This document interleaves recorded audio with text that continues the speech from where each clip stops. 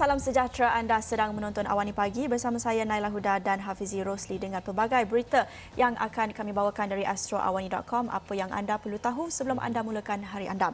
Dan pastinya fokus kami pada pagi ini pada kemaskini COVID-19 dalam negara dan juga sedikit tentang sidang Dewan Rakyat, apa yang berlaku semalam dan apa yang kita boleh jangkakan hari ini, dan juga krisis air Selangor. Sekali lagi kita akan bawakan laporannya dari astroawani.com. Pertama sekali kita nak lihat kepada perkembangan COVID-19 dalam negara. Semalam kita masih lagi mencatatkan kes dalam angka 3 digit dengan sebanyak 822 kes baru yang direkodkan dengan juga 2 kematian dalam masa yang sama.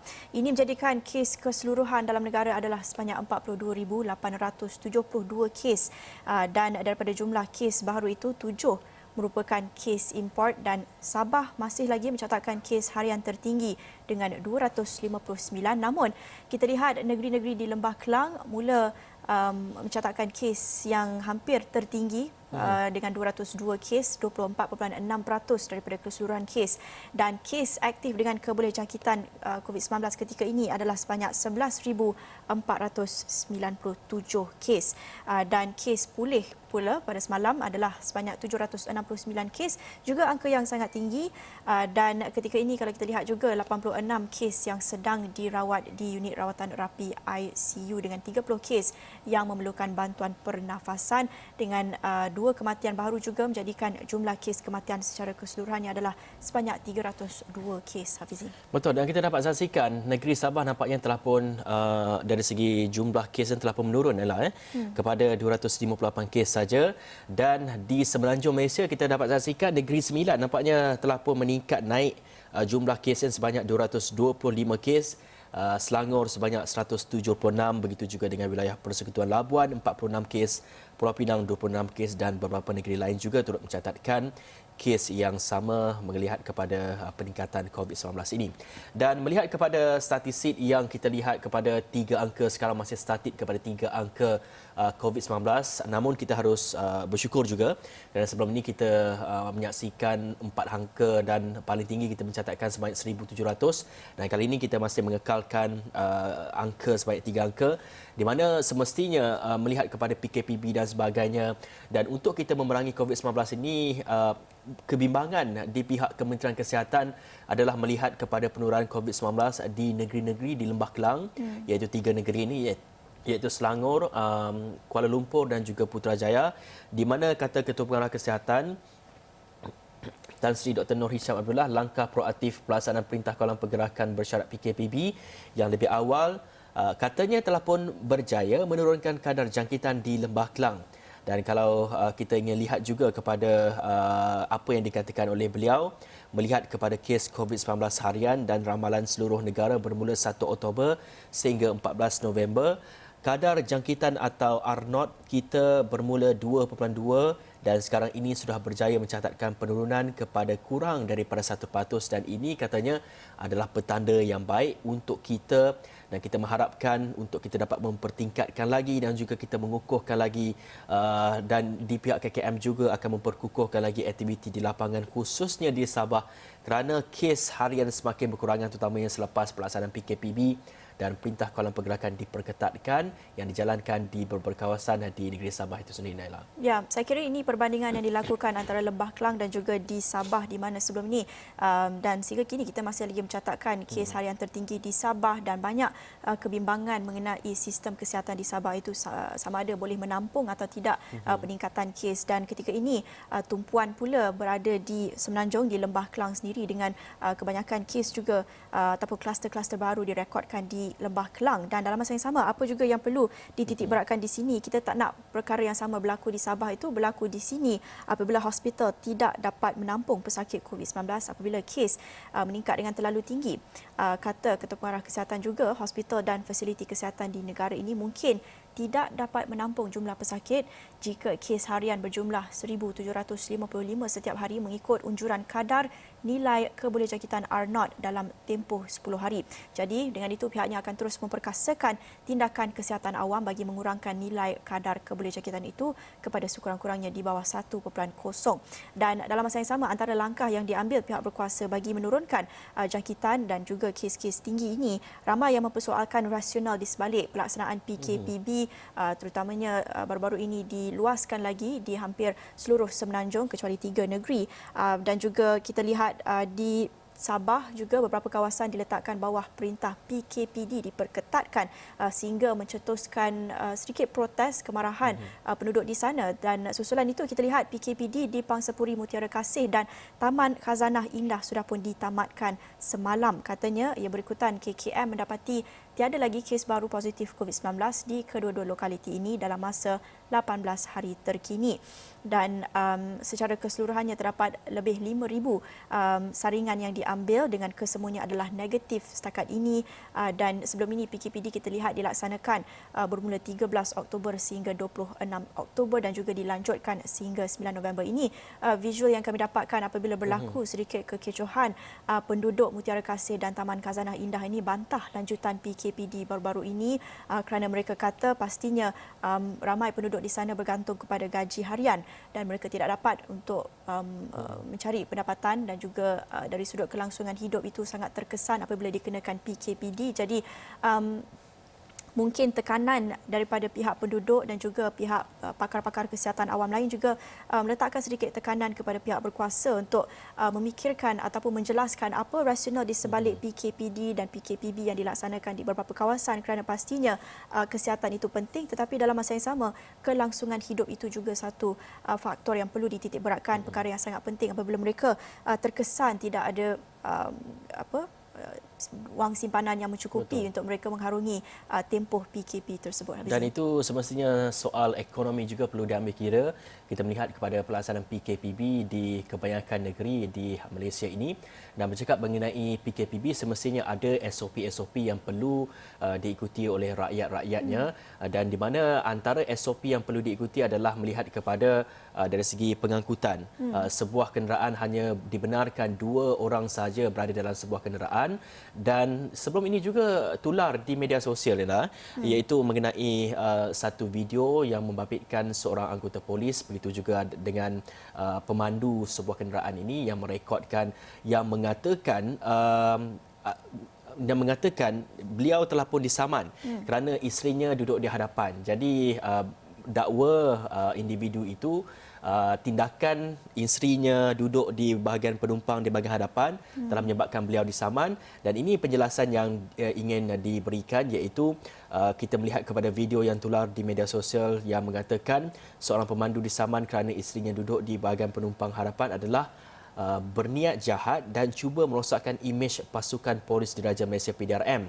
Dan itu kata Menteri Kanan Kluster Keselamatan Datuk Seri Ismail Sabri Yaakob, dan beliau berkata tiada ketetapan yang melarang penumpang duduk di sebelah pemandu sepanjang tempoh pelaksanaan PKPB.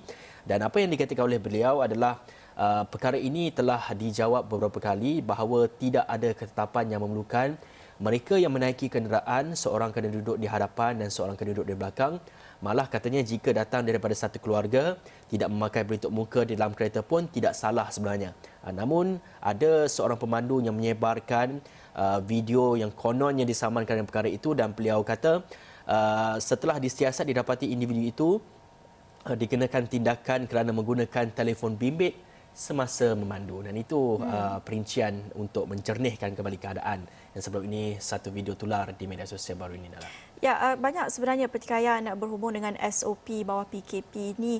Kita lihat tular di media sosial baru-baru ini juga apa yang menular berhubung dengan isu premis stesen pam minyak, yang mana sebelum ini ada juga orang mengatakan pengalamannya dikenakan saman apabila tidak mengimbas MySejahtera QR code tersebut, dan dikenakan saman selepas itu ataupun compound kerana gagal mendaftar diri di aplikasi MySejahtera. Dan selepas itu Datuk Seri Ismail Sabri juga menjelaskan bahawa tidak ada SOP yang begitu terperinci yang mengenakan compound terhadap mereka yang tidak mengesan ataupun mendaftar diri di aplikasi MySejahtera. Hanya sekiranya anda memasuki premis tersebut, tetapi kalau anda di stesen ataupun di pam itu saja tidak memerlukan SOP tersebut. Jadi ini antara isu-isu yang dihadapi rakyat ketika ini.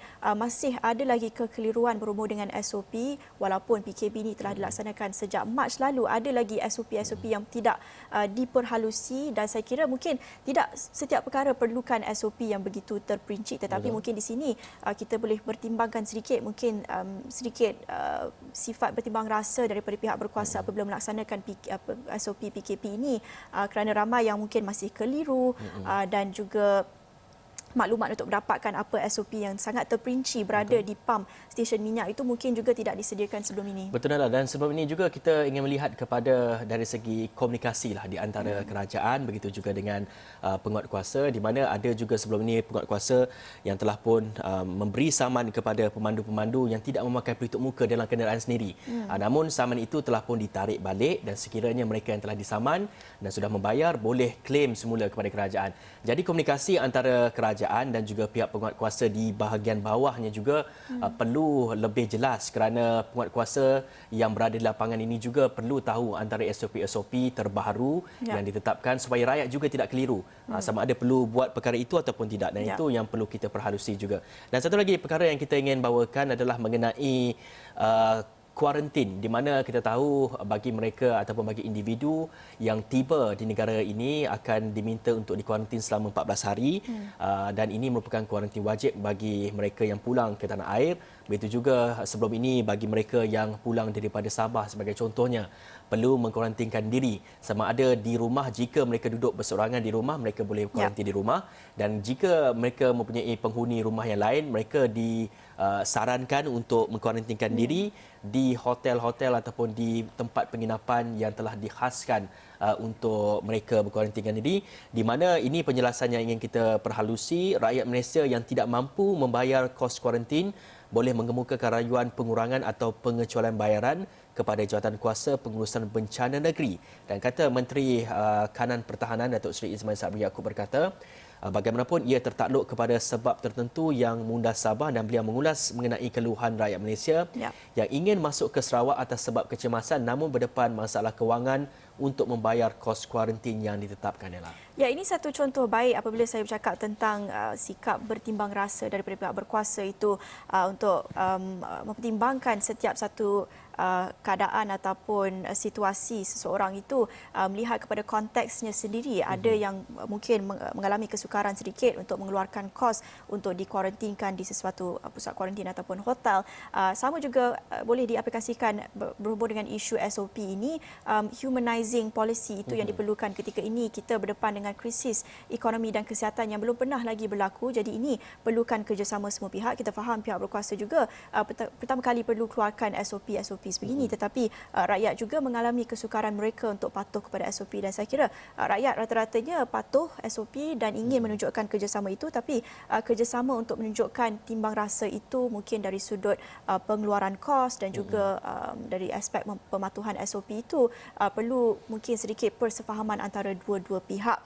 Dan bercakap tentang isu kuarantin ini, pasti apa yang dinanti-nantikan adalah vaksin COVID-19, dan itu menentukan bila sempadan negara dapat dibuka. Sebelum ini kita lihat rakyat Malaysia dan juga di Singapura mereka terpisah akibat penutupan sempadan itu, dan banyak video yang menular menunjukkan ahli keluarga yang terpisah dan mereka terpaksa berada di sempadan itu untuk bertemu dengan ahli keluarga di sebarang sempadan itu. Dan ini satu perkembangan yang positif, bukan di Malaysia lagi, tapi kita lihat mungkin ini beri bayangan terhadap masa depan pembukaan sempadan ini apabila Hong Kong dan Singapura jalani kerjasama untuk mewujudkan travel bubble. Ini dijangka akan bermula akhir bulan ini, dan usaha tersebut membolehkan pengembara dari kedua-dua negara itu pergi dan balik tanpa perlu menjalani proses kuarantin. Dan ia dijangka bermula pada 22 November ini dan disifatkan sebagai langkah awal bagi meningkatkan ekonomi negara masing-masing, terutamanya bagi sektor pelancongan antara yang paling terkesan akibat pandemik COVID-19 ini. Dan usaha itu juga akan membenarkan beberapa penerbangan yang ditempah khas untuk membawa penumpang dari kedua-dua negara ini dengan maksimum 200 penumpang. Tapi kalau kita lihat, mungkin ini dibenarkan kerana Singapura, kita lihat sejak kebelakangan ini kes kekal pada angka 1, paling banyak pun 2 digit. Hong Kong juga dalam belas-belas saja kes positif COVID-19 di sana. Jadi melihat kepada situasi COVID-19 yang agak terkawal di dua-dua negara ini, mereka menjalankan inisiatif untuk mewujudkan gelembung perjalanan ini ataupun travel bubble, dan kita harap keluk jangkitan di Malaysia sendiri dapat diratakan juga supaya kita juga dapat melihat sepadan negara dapat dibuka dalam masa terdekat. Betul, dan itu melihat kepada perkembangan di negara jiran kita. Di Singapura, kita tahu negara Singapura dan juga negara Hong Kong dari segi ekonomi mereka begitu rancak sekali, dan semestinya kepada pengumuman ini memberikan kelegaan kepada urusan perniagaan, begitu juga dengan urusan ekonomi dapat berjalan lancar dan juga dapat membantu ekonomi masing-masing untuk memulihkan dan sebagainya. Dan itu sedikit sebanyak mengenai perkembangan COVID-19 dan sebagainya. Selepas ini kita ingin melihat kepada isu di Dewan Rakyat yang pada hari ini juga akan berlangsung lagi mesyuarat penggal ketiga ini. Kita akan bawakan perkembangannya selepas ini. Kita akan berehat dulu seketika, kembali selepas ini.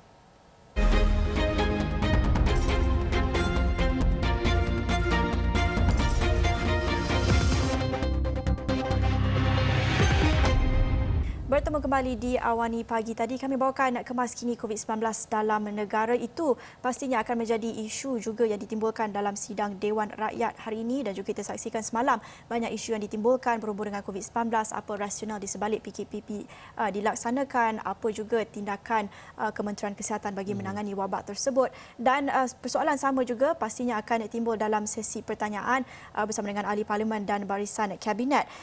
Dan selain daripada isu COVID-19, pastinya kita masih lagi menyaksikan perbahasan Belanjawan 2021 masih lagi berlangsung di sidang Dewan Rakyat.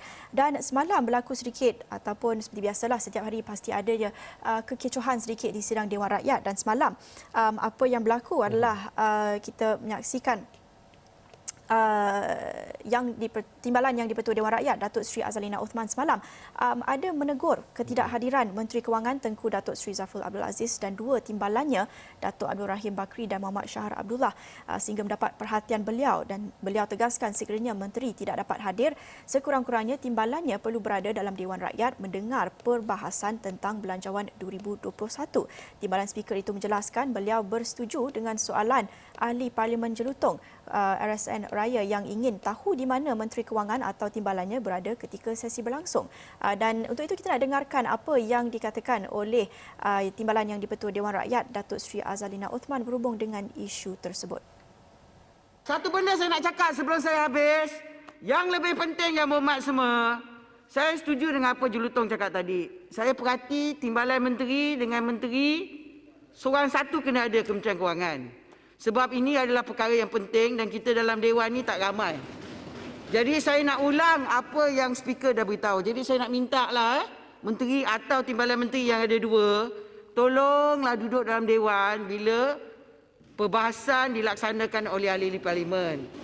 Sebab isu ni isu yang sangat penting kerana belanjawan. Saya tahu semua orang sibuk, kita pun sibuk ya. Jadi saya nak ulangi arahan daripada speaker. Jadi saya nak minta, saya tak nak cakap lagi, tolonglah pesan kepada kawan-kawan kita, menteri atau timbalan menteri, salah satu kena ada sebab mereka kena dengar isu-isu. Baik, itu antara yang menarik perhatian kita ketika sesi Dewan Rakyat semalam. Dan satu lagi perkara yang menarik perhatian kita adalah kita melihat kepada kenyataan daripada seorang ahli parlimen di mana mengatakan mungkin ada mengeluarkan kenyataan yang sedikit kita kira kurang enak untuk didengar, melibatkan kepada orang yang mungkin bertanggungjawab untuk mengendalikan COVID-19 ini, iaitu Ketua Pengarah Tan Sri Dr. Nur Hisham Abdullah, yang mengatakan isu takut mati itu sebenarnya lah. Dan ini satu perincian yang kita ingin berikan di mana sebenarnya tidak timbul isu takut mati kerana kematian boleh berlaku di mana-mana saja dan bila-bila masa saja. Dan tegas Ketua Pengarah Kesihatan Tan Sri Dr. Nur Hisham Abdullah, dan beliau menjawab dakwaan tidak turun padang yang dilemparkan terhadapnya yang menjejaskan pengurusan COVID-19 di Sabah telah dirancang sebaik mungkin dengan matlamat utama bagi memutuskan rantaian jangkitan COVID-19. Dan apa yang dikatakan beliau, tidak timbul isu takut mati kerana sebagai seorang Islam kita terima kematian itu di mana-mana saja akan berlaku, dan bukan hanya turun padang atau tidak, apa yang lebih penting adalah kita pasangkan niat untuk kita laksanakan tugas kita. Malah jelasnya beliau bukan tidak pernah turun padang, sebaliknya meninjau keadaan di Sabah akhir Ogos lalu bersama pasukan KKM dan juga PRN, dan katanya di KKM KKM sendiri telah pun membuat perancangan yang khusus terutamanya di Sabah, dan sebelum ini sudah turun pada akhir Ogos bagi mantau pengurusan dan sebagainya, dan itu penjelasan daripada Tan Sri Dr. Nur Hisham Abdullah melihat kepada kenyataan ketika sidang pembahasan rang undang-undang pembekalan belanjawan 2021 kecoh apabila Datuk Seri Tiong King Sing Ahli Parlimen Bintulu mengeluarkan kenyataan yang antaranya menyebut Dr. Nur Hisham takut mati disebabkan oleh COVID-19. Itu antara kekecohan yang kita lihat di sidang Dewan Rakyat semalam, yang mana hari ini kita pasti menjangkakan ada juga isu-isu yang akan timbul dalam sidang hari ini. Apa yang juga kita nantikan adalah perbahasan daripada bekas Perdana Menteri Tun Dr. Mahathir Mohamad yang dijadual membahaskan mengenai belanjawan 2021 ataupun rang undang-undang RUU pembekalan 2021. Kita jangkakan pada jam 11 pagi hari ini selepas sesi pertanyaan antara menteri dan ahli parlimen. Dan ini menyusul selepas ucapan perbahasan kita saksikan daripada Ketua Pembangkang Datuk Seri Anwar Ibrahim pada Isnin dan juga Datuk Seri Najib Razak pada Selasa sebagai backbenchers Barisan Nasional, dan katanya juga sebelum ini ada pernah mengeluarkan juga kritikan ataupun pandangan beliau terhadap belanjawan 2021. Pada blog pribadinya ada menyatakan belanjawan tersebut perlu diubah suai menjadi lebih realistik untuk mendapat sokongannya di Parlimen. Katanya beliau bimbang kerajaan tidak mampu membiayai belanjawan terbesar dalam sejarah itu dalam keadaan ekonomi sekarang, dan mungkin ada sedikit persamaan antara apa yang disyorkan beliau dan juga bersama dengan Ketua Pembangkang Anwar Ibrahim sebelum ini menyatakan unjuran yang dikeluarkan kerajaan itu tidak realistik membandingkan dengan unjuran angka-angka yang diunjurkan oleh badan-badan antarabangsa IMF dan World Bank sebelum ini. Banyak intipati perbahasan Ketua Pembangkang Datuk Seri Anwar Ibrahim yang kami bawakan di Astro Awani, dan pastinya hari ini kami akan bawakan juga secara langsung perbahasan Tun Dr. Mahathir Mohamad. Dan melihat kepada PKPB, iaitu ramai juga yang ataupun mengeluarkan kenyataan yang mungkin bercakap mengenai apakah relevannya PKPB itu dijalankan.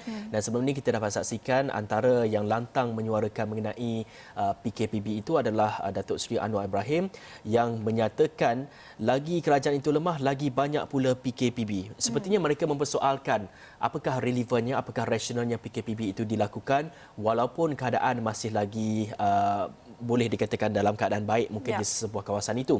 Dan satu lagi penjelasan yang diberikan melihat kepada kata daripada bekas Menteri Kesihatan, di mana kerajaan digesa untuk belajar amalan terbaik atau best practice dari negara-negara lain yang dilihat lebih berjaya mengawal penularan pandemik COVID-19 dan pada masa sama memastikan ekonomi tetap berjalan. Dan kata Datuk Seri Dr. Zulkifli Ahmad, kemajuan pesat dan dari segi sistem kesihatan awam termasuk kemajuan dalam ujian virus SARS-CoV-2 sebelum tampil vaksin perlu dieksploitasi dengan sebaiknya. Menurutnya, pelaksanaan PKPB di hampir seluruh negara menimbulkan kesangsian kerana dibuat seolah-olah tidak berdasarkan data dan bukti yang relevan.